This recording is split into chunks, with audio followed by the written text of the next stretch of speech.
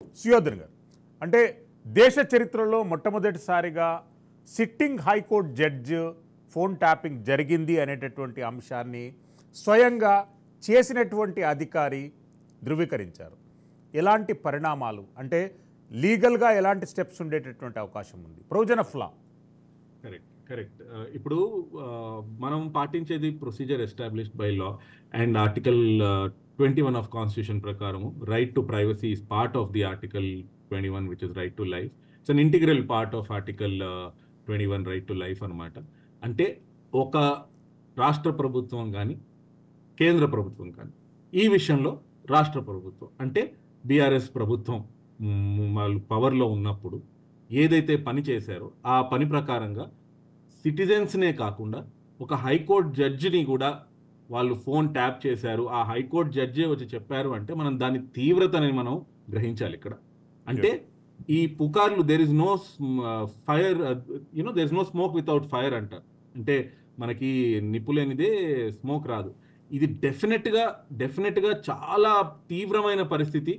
ఒక హైకోర్టు జడ్జినే వాళ్ళు అలా ట్యాప్ చేయగలిగారంటే అన్ని సెక్యూరిటీ ప్రోటోకాల్స్ ఉంటాయి, వాళ్ళ నంబర్స్ ఊరికే ట్యాప్ చేయలేరు అన్నప్పుడు పరిస్థితుల్లో రాష్ట్ర ప్రభుత్వం ఇన్వాల్వ్ అయి ఉంది, రాష్ట్ర ప్రభుత్వం తాలూకా అటువంటి పోలీసులు ఇన్వాల్వ్ చేశారంటే ఏదో చిన్న సిఐఓ ఒక ఎస్ఐఓ ఒక ఐపీఎస్ ఆఫీసరో చేస్తే చేయగలిగేది కాదు. మనం గ్రహించాల్సిన పాయింట్ ఏమిటంటే ఇక్కడ ఒక పెద్ద కాన్స్పిరసీ ఉంది.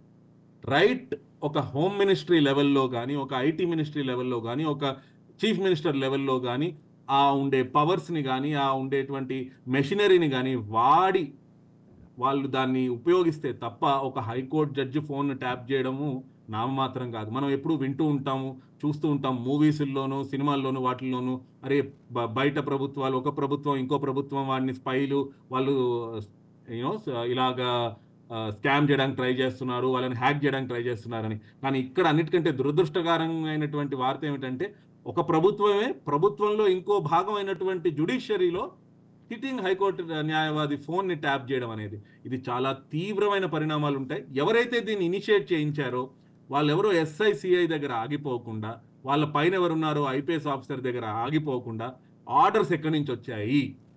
ప్రభుత్వం ఇన్వాల్వ్మెంట్ లేకుండా ఒక హైకోర్టు న్యాయవాది ఫోన్ని ట్యాప్ చేస్తే ఈ ఎస్ఐకో సిఐకో ఐపీఎస్కో లాభం ఏమిటి? ఏమీ ఉండదు. ఒక ₹1,00,000కో ₹1,00,00,000కో ఎవరు చేసే పని కాదు ఇది. మనం గ్రహించాల్సింది ఏంటంటే దీని మీద ఒక పెద్ద కాన్స్పిరసీ ఉంది. ఆ కాన్స్పిరసీని బయటపట్టాల్సిన అవసరం ఉంది. అది మనం మన హైకోర్టు త్రూ ఒక ఎస్ఐటి ఫామ్ చేసిన సెంట్రల్ ఏజెన్సీస్ని ఉపయోగించిన నిష్పక్షపాతంగా బయట పెడితే అప్పుడు డెఫినెట్గా ఎవరైతే దీన్ని నడిపించారో వాళ్ళు కటకటాల వెనుక వెళ్ళే డెఫినెట్గా ఛాన్స్ ఉంటుంది. శ్రీశర్మ. ఎస్.